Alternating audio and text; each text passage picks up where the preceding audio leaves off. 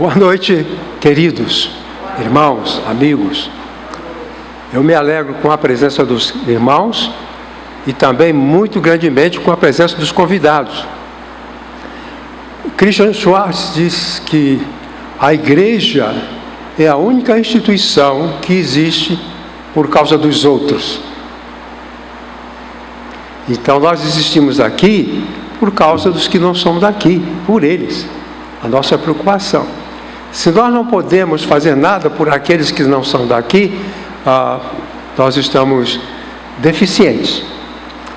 Assim, dessa forma, eu quero dizer que aquele irmão que não é daqui, aquela pessoa que não é daqui, ela é preciosa demais para estar aqui. Porque é por essas pessoas que a igreja existe. E Jesus veio ao mundo por causa daquelas pessoas. Pois bem, que a graça de Cristo esteja em nossos corações e obrigado por essa oportunidade.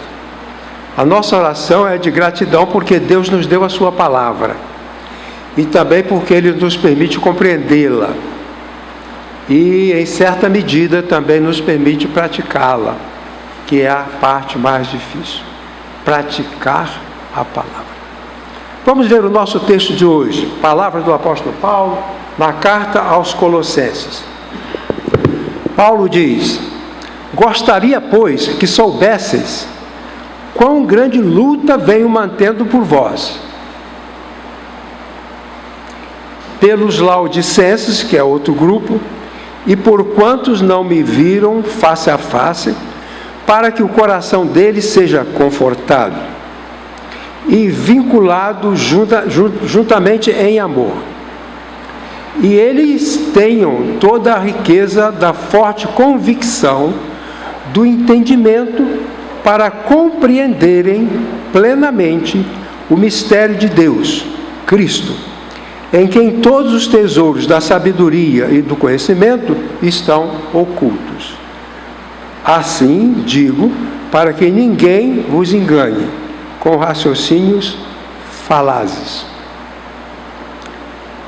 O nosso tema é a agonia em favor da igreja. Você vai entender já por quê.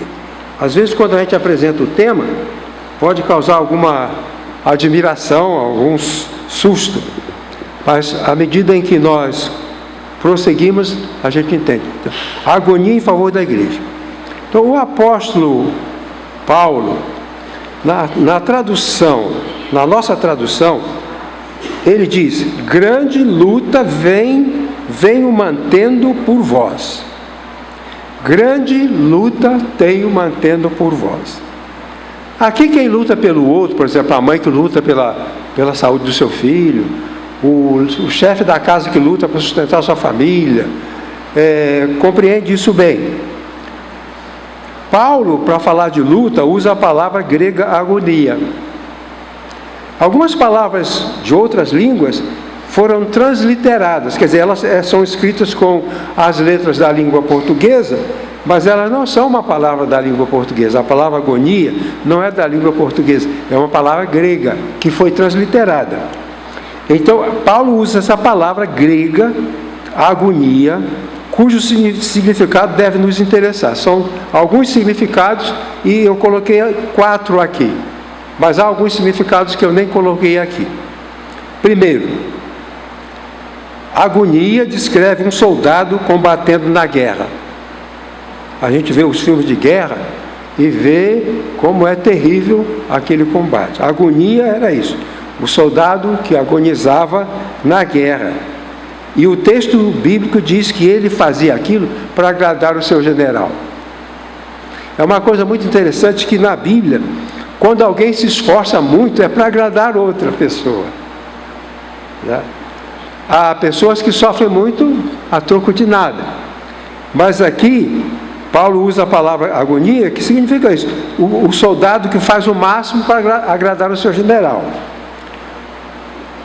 Um lutador ou atleta competindo nas arenas, despendendo esforço ao máximo. Paulo diz que o corredor, aquele que corre na arena, o atleta, ele se esforça para agradar o seu técnico.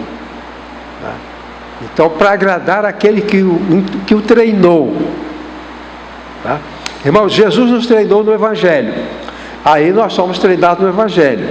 Nós competimos para agradar a Ele. A nossa luta contra as coisas erradas do mundo é uma luta para agradar aquele que nos treinou.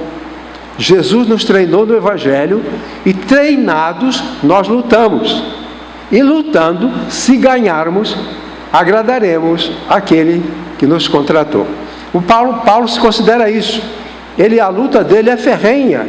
E ele diz que aquele que luta com um propósito: agradar quem o contratou, agradar quem o treinou. O terceiro é o corpo de um paciente terminal lutando pela vida. Então nós falamos que fulano, a pessoa que está lutando para viver, mas está morrendo, falamos que está em agonia. Agonia seria a luta máxima, o esforço máximo. Por exemplo, o soldado que se esconde, ele não está em agonia, mas aquele que pega a espada e vai para o campo de batalha, aquele agoniza. O atleta que se senta na beira da pista não está agonizando, mas aquele que dá o máximo está agonizando. A mãe agoniza para criar o filho, o pai agoniza, quer dizer, o esforço máximo. Eu falo esforço máximo, eu falo agonia, estou falando a mesma coisa, ou em português ou em grego. Pois bem, a agonia é essa experiência do corpo que faz tudo para viver, se esforça para continuar vivo. Isso é a agonia. Mas, no item 4, a luta de Paulo é em favor da igreja, com o propósito de garantir a sua sobrevivência e autenticidade. Paulo está falando da luta que ele faz em favor da igreja. Quando a gente estabelece uma luta, a gente tem que estabelecer essa luta em função de algo que vale a pena.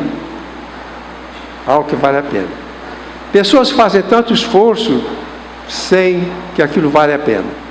Pessoas que até morrem e ficam mal e se esforçaram, mas não valeu a pena.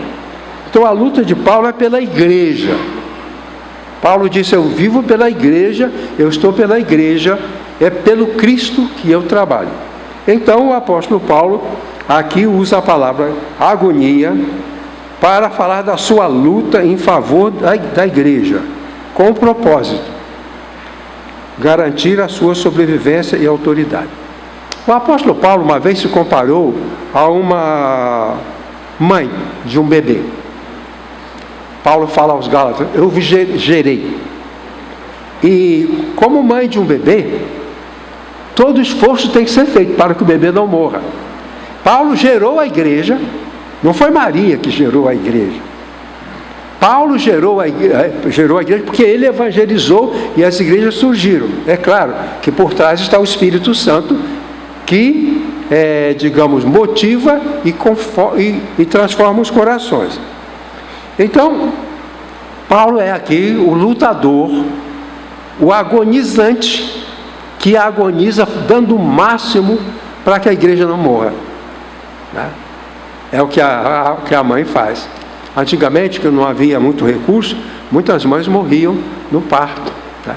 E o médico dizia: salva a mãe ou salva o bebê? Geralmente a mãe dizia: salva o bebê, salva o bebê, salva o bebê. Então aquela mãe agonizava para dar vida ao seu bebê. Então Paulo está em agonia para dar vida à igreja. No final das contas, ele vai ser degolado por causa da igreja. Mas ele disse: eu morro, mas a igreja vive. Como a mãe. A mãe morre, mas o bebê nasce e vive. Pois bem, continuando um pouquinho mais, eu estou apenas introduzindo a minha palavra. Essa luta era necessária por causa das ameaças internas e externas que a igreja enfrentava. Igrejas poderiam continuar existindo ou serem dissolvidas. Daí o empenho do apóstolo Paulo em sua agonia em favor da igreja. Vejamos 3 propósitos da agonia de Paulo em favor da igreja. Esforço máximo para que a igreja não acabasse.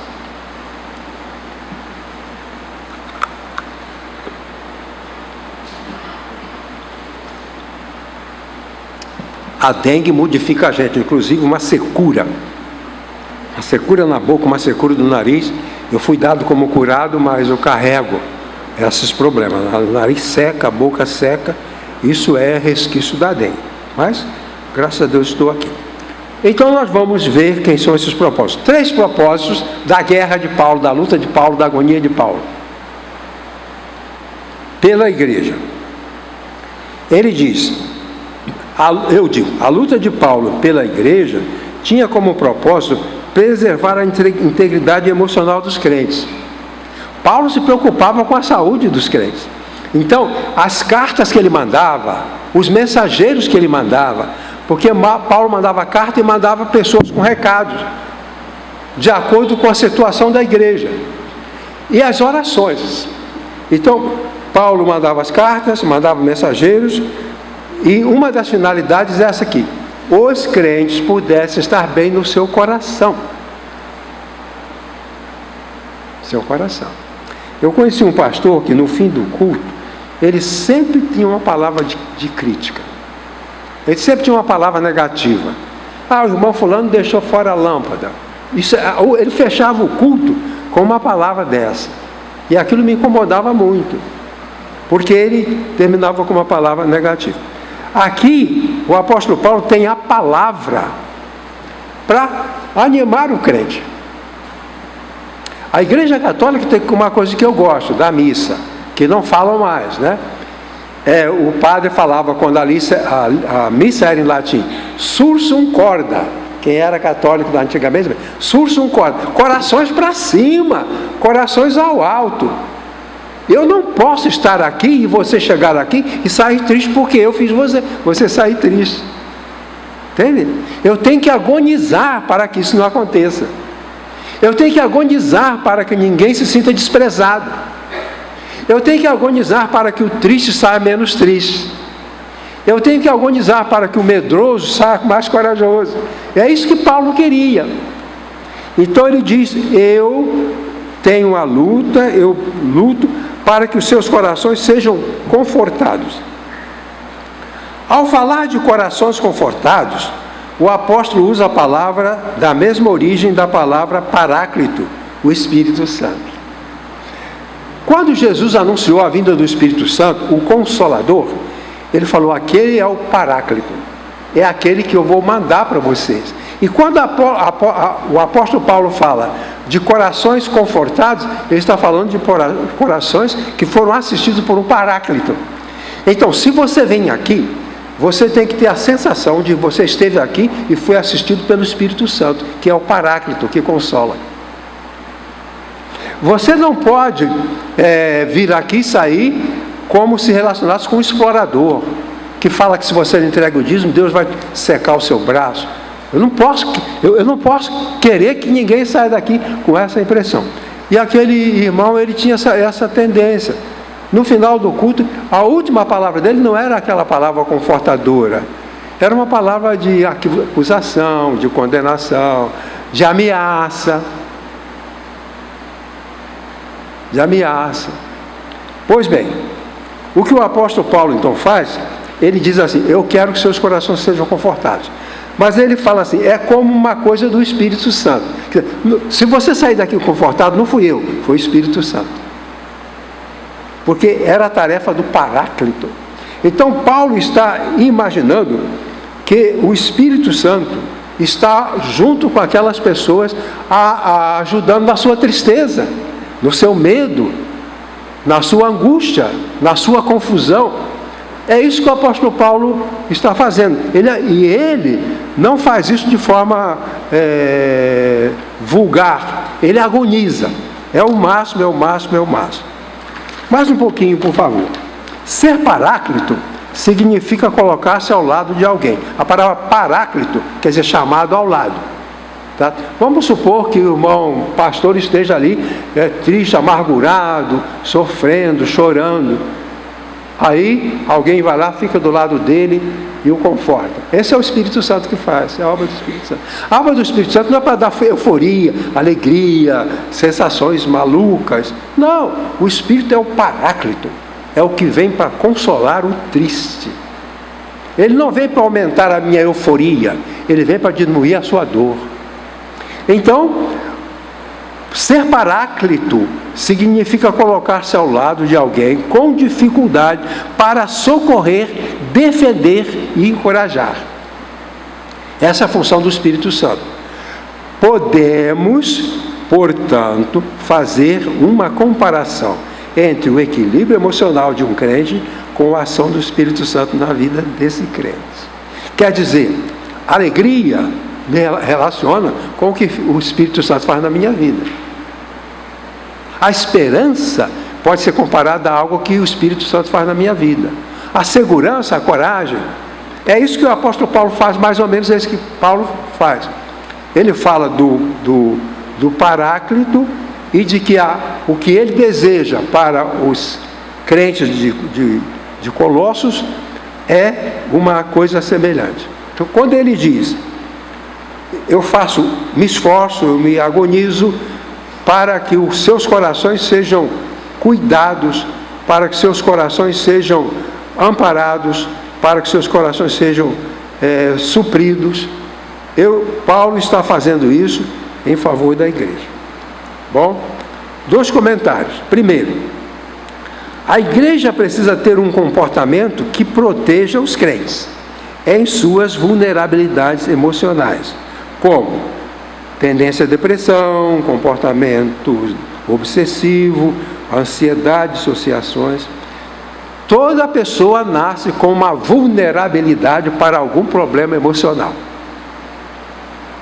Por exemplo, a irmã Luísa passou por muitos problemas emocionais. Você nasceu vulnerável. Você nasceu vulnerável. Agora, o que acontece? A igreja precisa cuidar desses vulneráveis e não atrapalhá-los. É isso que o apóstolo Paulo quer. Ele imagina que naquela igreja havia pessoas cujos bens tinham sido levados. Mulheres cujo filho tinha morrido na guerra. Ele imaginava essas pessoas. E ele pedia ao Espírito Santo para amparar essas pessoas. Esse é o papel da igreja. E Paulo agoniza por isso. Então a igreja precisa ter esse comportamento que proteja os crentes em suas vulnerabilidades emocionais. Eu tratei de uma senhora jovem, e um dia a mãe dela foi conversar comigo, e ela era muito deprimida. A mãe falou assim: pastor, ela já nasceu assim. Eu tenho 4 filhos, os outros nasceram normal, mas ela chorava, sem motivo, chorava. Quer dizer, ela já era deprimida, era um bebê deprimido. Agora ela cresce, se torna uma moça deprimida, vem para a igreja e pá. Aí ela vai direto para o hospital psiquiátrico.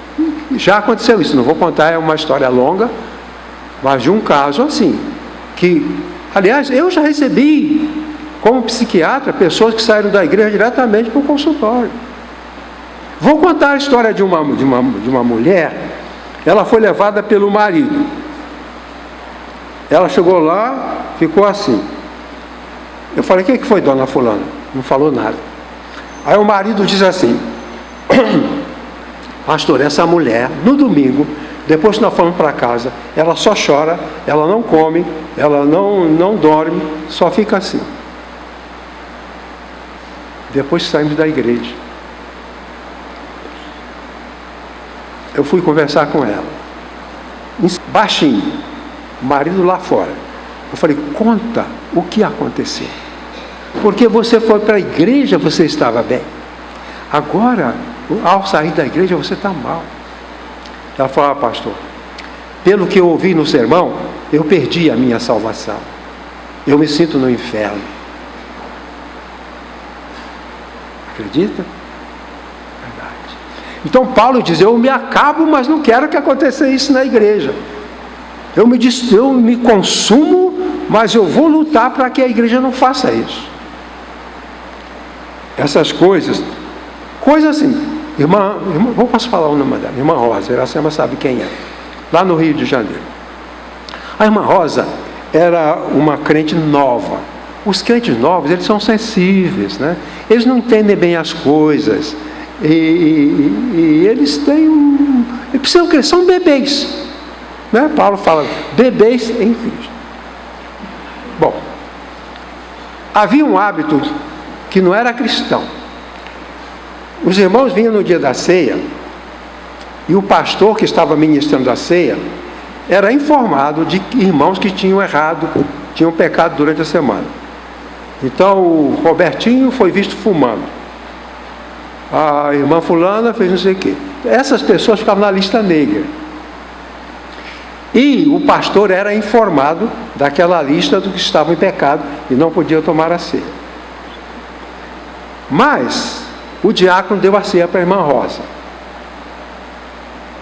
A irmã Rosa pegou o pão e ficou segurando o pão. Outra pessoa foi lá falar com o pastor. O marido da irmã Rosa tinha brigado durante a semana, tinha criado problema com a vizinhança, fez um tremendo escândalo. Mas foi o marido dela, não foi ela. Mas o diácono falou: irmãos, olha, aqui a gente não tem diácono não, um dia vai ter, tá? Então ninguém fique chateado. Então o diácono falou, ela brigou, fez escândalo, deu mau testemunho. E a irmã, cadê? Um negócio aqui, nem vou mostrar isso não, porque eu ia tomar muito tempo. A irmã Rosa está assim, ó, olhos fechados, cabeça baixa e segurando o pão. O diácono veio, levou o pão.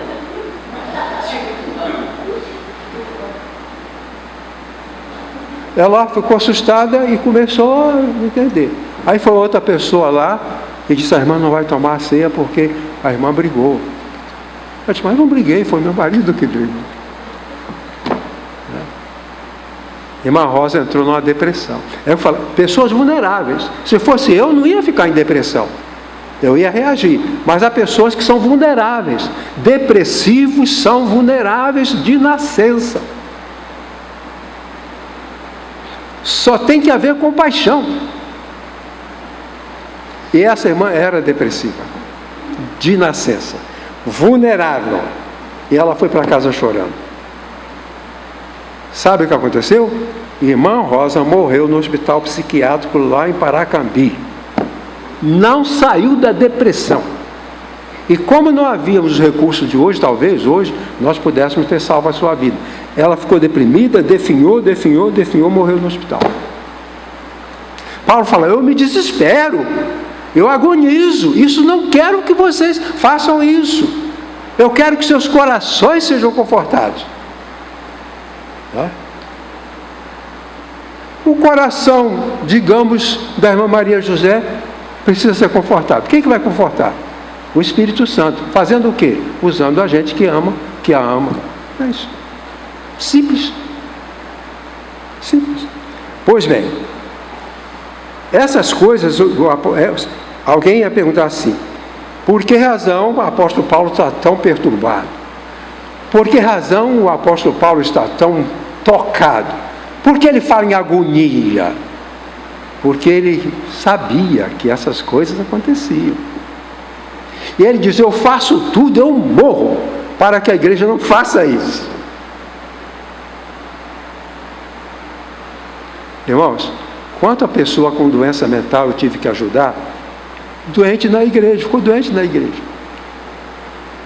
Um pastor aqui de uma igreja perto, não vou falar que é daquela ou daquela, mas de uma igreja perto, ele veio falar comigo. Ele estava com o chamado síndrome de burnout. A síndrome de burnout é o seguinte: a pessoa vem passando carga emocional, física, carga, estresse, né? Pode falar estresse emocional, físico. Um dia ele acorda de manhã, vai levantar, não levanta. A palavra burnout significa apagão. Ele apagou como uma lâmpada que acabou o azeite. E eu estava tratando dele, conversando com ele. Ele tinha saído da igreja. Eu falei: pastor, você tinha que ter saído daquela igreja há 2 anos. 2 anos desse estresse mata. E Paulo diz: eu morro, mas não quero que na igreja isso aconteça. Não quero. Pois bem, perturbações emocionais precisam ser consideradas, porque começando por uma pessoa pode contaminar toda uma comunidade. Existem distúrbios emocionais que são no sentido da psicopatia, quer dizer, o cruel, o cara que gosta de machucar, que gosta de maltratar, que gosta de agredir, que gosta de humilhar. Esse é um enfermo também, e ele está lá fazendo isso. Se ele não for bloqueado, ele vai danificar um, danificar outro, danificar outro e danificar outro. Uma senhora levou uma moça, uma filha. Essa moça era doente mental, desde a infância, desde a adolescência. E ela às vezes ia para o hospital, às vezes voltava para casa, e ela estava bem em casa. Estava bem, numa fase boa, tomando remédio. Até que receberam a visita de um dito missionário. Receberam a visita de um dito missionário. Essa moça fumava muito, porque os doentes mentais, porque eles tomam algumas substâncias que dão vontade de fumar. Então, se você for no hospital psiquiátrico, você vai ver que todos eles estão fumando, porque o fumo diminui a aflição do medicamento. E ela fumava. E ele disse assim: olha, se você não parar de fumar até o fim do ano, você morre. Falou isso para a moça. Ele achava que falando aquilo ia ajudar, não ajudou.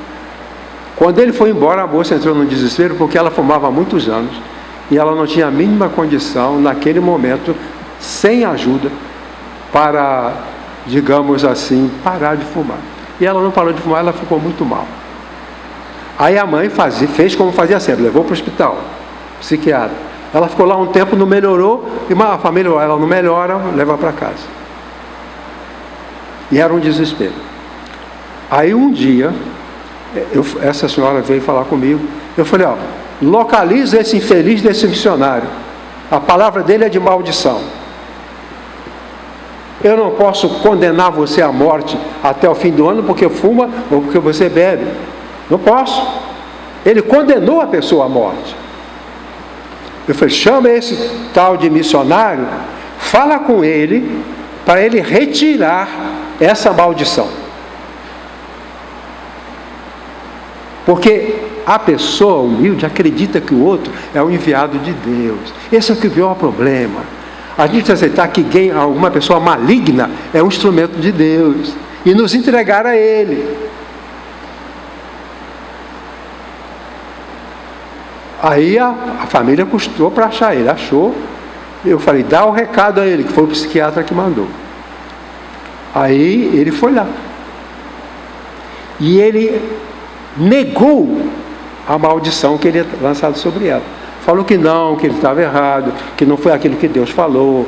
Deus falou que a amava e que ela ia ficar livre do cigarro quando Deus desse força a ela, e que ela podia ficar tranquila, ela podia dormir, que ela não estava condenada ao inferno por causa do cigarro. No dia seguinte ela estava bem. Aquele missionário é um instrumento do diabo sem saber. Uma vez eu li um livro sobre charlatanismo. E uma coisa que eu aprendi naquele livro foi muito importante. Há charlatães que sabem que são charlatães. Eles praticam charlatanismo sabendo que é charlatanismo. Mas há aqueles charlatães que não sabem que aquilo é charlatanismo. Então praticam algumas coisas com uma boa intenção. É charlatanismo, mas ele não tem noção. Paulo não queria essa gente na igreja, danificando a igreja. Vamos lá. Item 2, segundo propósito.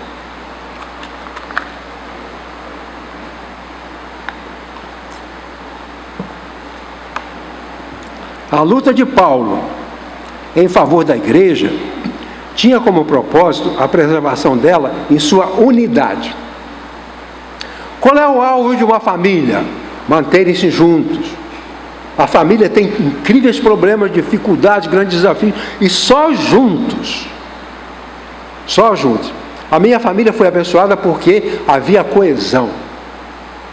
Nós, eu, Iracema e os nossos filhos, estavam tão unidos que todos os obstáculos foram vencidos. Todos os obstáculos foram vencidos. A família tem desafios. E o apóstolo Paulo fala que a igreja tinha desafio. Mas os desafios só são vencidos se houver unidade. Vejam só, vinculados juntamente em amor. Vinculados juntamente em amor. Os gregos tinham o hábito de dar força a uma palavra, ao significado de uma palavra, construindo com a associação de outras palavras. Então aqui tem duas palavras relacionadas, formando uma só, vinculados e relacionados. Então, nós estamos vinculados porque estamos aqui. Mas se eu te odeio, eu não estou relacionado com você.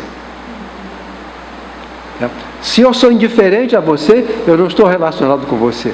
Eu estou vinculado por um espaço, por um ambiente, mas não estou relacionado com você. E Paulo fala, eu oro, peço a Deus, entrego a minha vida, para que vocês tenham uma vinculação, e além dessa vinculação, relacionamento de amor. Ele fala em amor, né? Por isso, vinculados e relacionados, os crentes precisavam estar vinculados e unidos em amor. Sabemos de igrejas onde há ódio, traição, deslealdade, fingimentos, mentiras, né? Isso aí perturbava o apóstolo Paulo. O pior inimigo da família está dentro dela.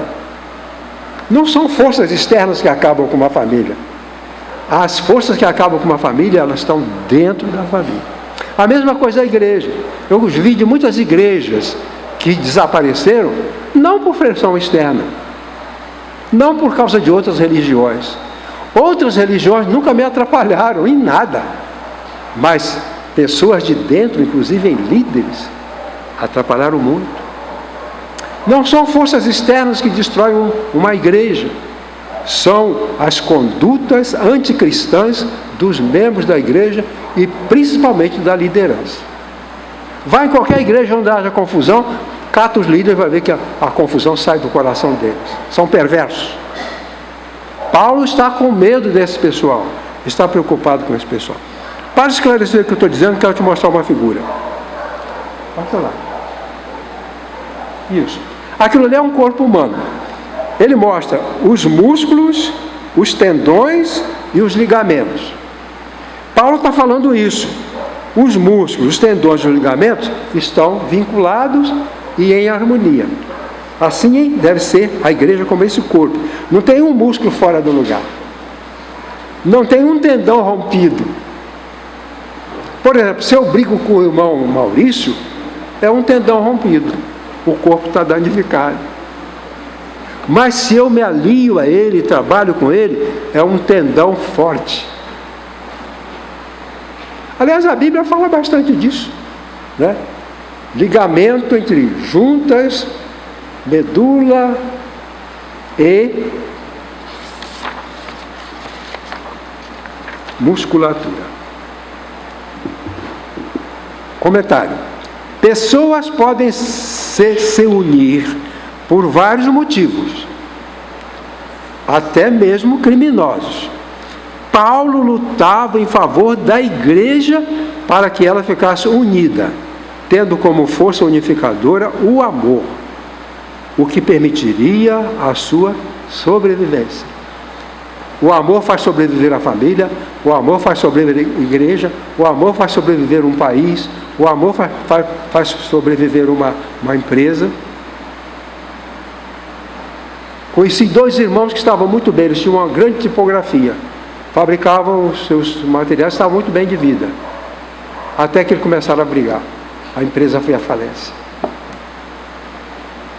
Fica brigando e você vê aonde vai chegar. Pois bem, dois comentários.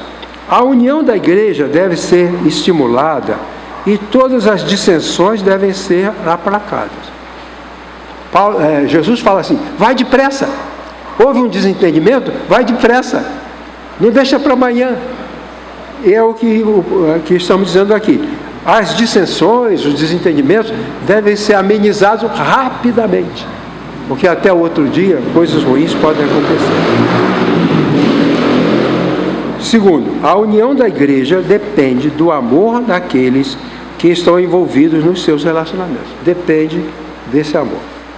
Não vou comentar mais essa parte para chegar ao final, tá bom?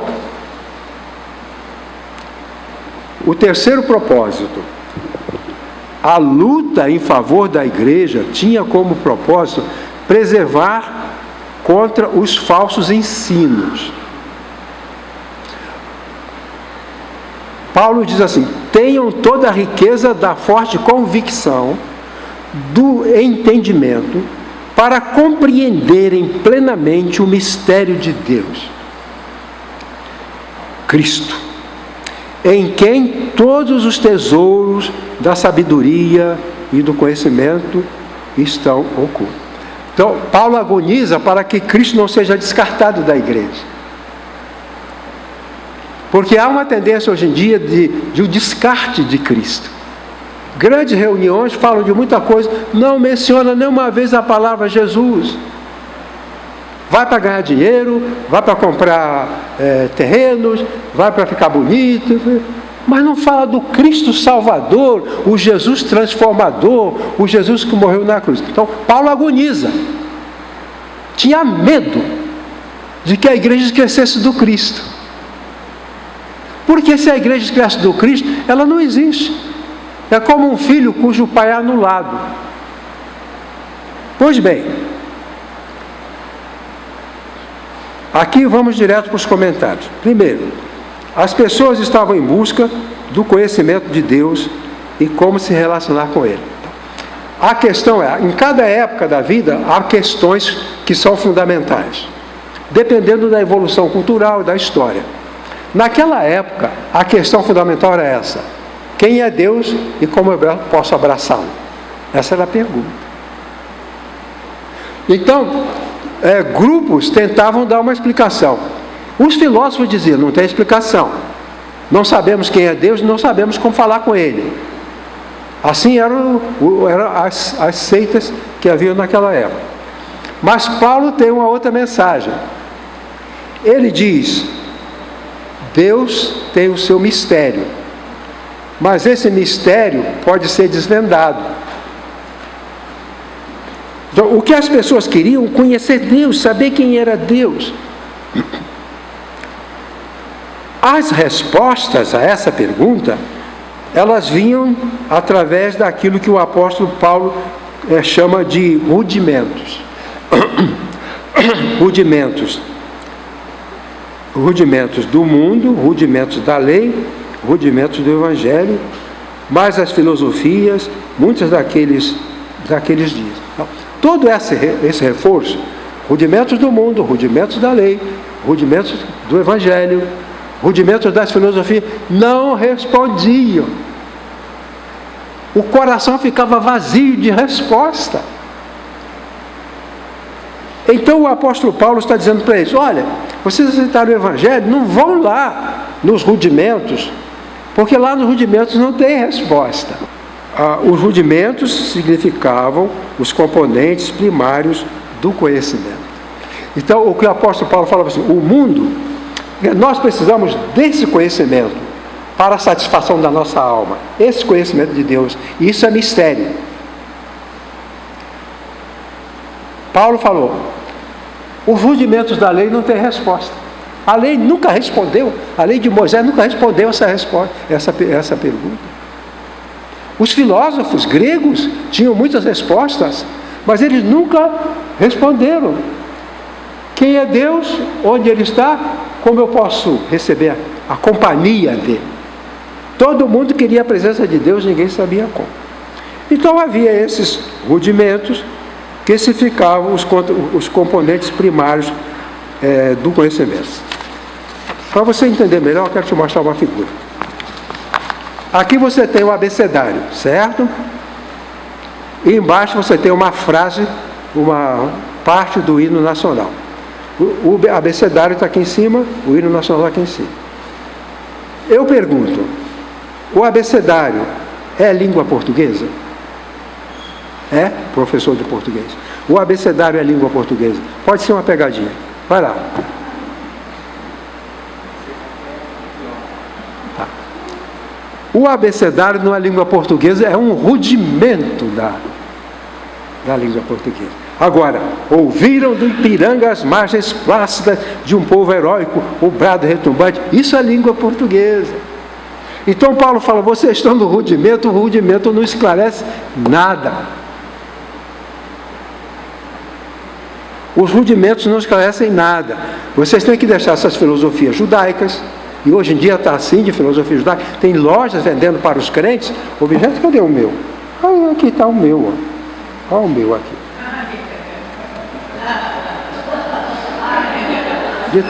Uma vez, quando eu era seminarista, eu fui visitar uma sinagoga. Cheguei lá de manhã, Iracema ficou em casa com os bebês, e eu cheguei lá de manhã e falei que queria assistir à reunião da sinagoga. E logo veio uma pessoa e me deu um negócio desse. Não bonito assim, porque isso aqui é uma obra de arte para dar de presente com carinho. Eu considero uma obra toda. Depois você pode pegar, se quiser pode levar. Então aqui estava eu lá com isso aqui. Eu falei, mas para que isso? Você fica mais perto de Deus. Vamos dar um chute em Jesus Cristo e usar o kippah. É kippah, não é isso? Era isso, o perigo era esse. As pessoas aceitaram Jesus, estão seguindo Jesus, mas apareciam grupos dando novas ofertas. Ofertas de material, ofertas de filosofias. E Paulo está assustadíssimo com isso. Havia várias, que não é o caso aqui, né, de discutir, mas era uma coisa impressionante. Então Paulo falou assim, mais adiante ele vai falar desses rudimentos. O rudimento é isso, é o beabá que não esclarece. Quando eu leio, ouviram do Ipiranga, eu estou pensando no rio, estou pensando nas margens que ouvem, estou pensando nas margens que são calmas, estou pensando no brasileiro que é um povo heróico, e assim por diante. Mas o rudimento não esclarece nada. Entendeu? Agora, infelizmente, há a igreja hoje em dia, muito mais a igreja evangélica, que estão pegando esses rudimentos, que parece que é mais fácil, né? Esse rudimento. Quer ver uma coisa? Eu falei rudimento do evangelho, não devia falar porque alguém diz, pastor, ali tem um teólogo, ele vai dizer, rudimento do evangelho não existe. Existe. Quer ver uma coisa? Eu vou mostrar para você. Um pastor foi à Palestina, Terra Santa. Não existe Terra Santa. Lá na Palestina estão matando. Adulto, criança, sangue rolando, gente morrendo de fome. Aquilo ali não é Terra Santa. Muitas viagens à Terra Santa, feitas por líderes pastores, teólogos, e muitas vezes eu fui convidado a ir à Terra Santa. Deixa eu contar um segredo para você, Silvia, não sei se você sabe disso, Eliseu talvez saiba. Existe, para as pessoas que vão na Terra Santa, entre aspas, existe uma doença chamada Síndrome de Jerusalém. Vamos falar? Na Síndrome de Jerusalém, a pessoa que tem uma tendência psicótica, ela entra na psicose. O irmão Roberto sabe o que é isso. Que você pode entrar numa psicose por estímulo emocional. Pois bem, aquele pastor ficou eufórico, porque viu muita coisa, foi na Turquia. Desde criança meu pai falava da Turquia, porque eles tinham acabado com os armênios, destruíram todos os armênios. Criei uma dificuldade, eu não quero esse lugar onde colocavam pessoas, arrancavam a pele dos pés das pessoas, cortavam e botavam para andar 30 quilômetros na areia quente. Eu não quero ir nesse lugar, não vou. Pois bem, mas esse moço, esse pastor que foi à Terra Santa, trouxe para a sua igreja o cálice de Jerusalém, lá da Palestina, e trouxe um cálice para cada pessoa e deu para aqueles irmãos. Não foi no Brasil, não. E disse assim, agora, irmãos, os irmãos têm um cálice da Terra Santa. É o cálice sagrado. Quando for dia de ceia, cada um trava o seu cálice. Porque se você tomar o seu vinho, tomar a ceia nesse cálice, você vai ser muito mais agraciado. Porque esse é um cálice santo, da terra santa. Isso eu chamo de rudimento do Evangelho. Paulo não mencionou esse, mas a gente está vendo. Porque está ligado ao Evangelho, mas é rudimento. Entendeu? Pois bem, o apóstolo então fala que o cristão deve fugir dos rudimentos. Pois bem, no finzinho, eu quero dizer assim: a resposta para a pergunta, quem é Deus e como eu posso encontrá-lo? Aí, Paulo fala que Deus mandou o seu Filho. O Filho de Deus é a senha para compreender o que Deus é. Por exemplo, se você quiser buscar no seu computador uma informação, se você não tiver a senha, ou tiver a senha errada, você não vai chegar à verdade que você quer chegar. A senha tem que ser legítima, tem que ser válida. Então, o que Paulo termina dizendo é que em Cristo estão escondidos todos os tesouros do conhecimento e da sabedoria. Se você chegar lá, você acha a senha. E tudo que você quer saber de Deus, que o seu coração precisa de Deus, você vai encontrar. O que é que vocês acham? Faz sentido? Pois bem, meus queridos, a palavra era essa. O apóstolo Paulo está expressando a sua agonia com medo de que algo ruim acontecesse na igreja. O apóstolo Paulo termina não falando da filosofia, termina falando de uma pessoa.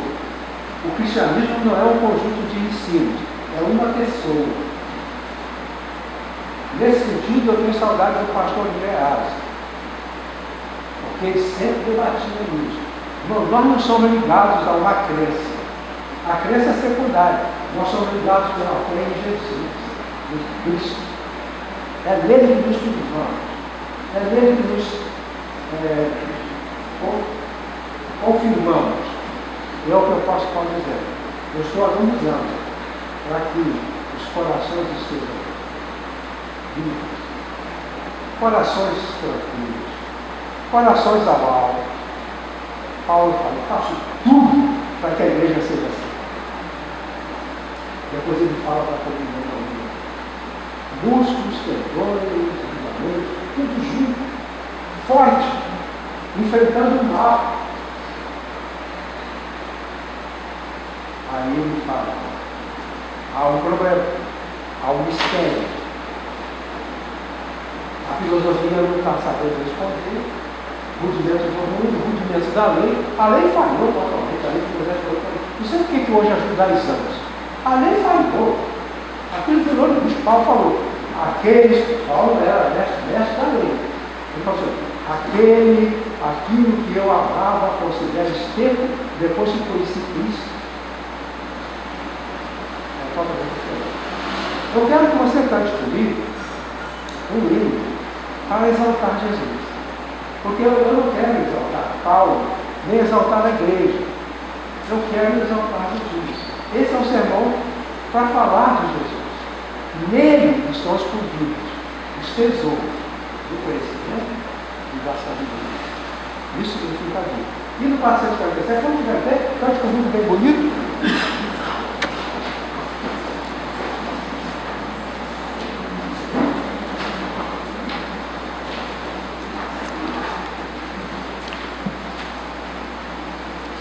Colocaram lá? 447. Vamos.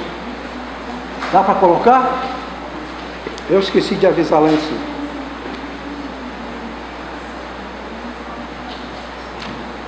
Os técnicos, assim. Isso. Cadê? Isso, é isso. O homem que escreveu essa música, ele voltou da guerra. Ele era jovem, foi para a guerra, era incrédulo, E a mãe dele colocou na maleta dele para ir para a guerra a Bíblia. E na guerra ele foi ferido. Não podia fazer nada, a perna dele foi estraçalhada. Ele ficava fazendo a Bíblia, ele se converteu. E ele falou, puxa, mas é o melhor. Deus me ama. Aí, mas ele tem uma pergunta que nós não podemos responder. Porque Deus guarda essa resposta. Não sei por que de Deus o amor a mim se revelou. Porque Deus amou você, porque Deus escolheu você, eu não sei. E, grande ocasião dele, isso eu não sei. Eu fico perplexo. Por que Deus me amou? Eu estava na guerra, era desgraçado, podia ter morrido. Deus me trouxe de volta. Me fez um homem feliz. Aí ele saiu para se pregar. Abandonou uma empresa que ele tinha e ela saiu pelo mundo para pregar. Mas ele dizia, não sei por que de Deus o amor a mim se revelou, nem por que razão o Salvador para si me resgatou, mas eu sei quem tem crido. Creia em Jesus, creia no Filho de Deus, nele está a resposta. Ele é a senha da mensagem do bilhete para você. Vamos lá?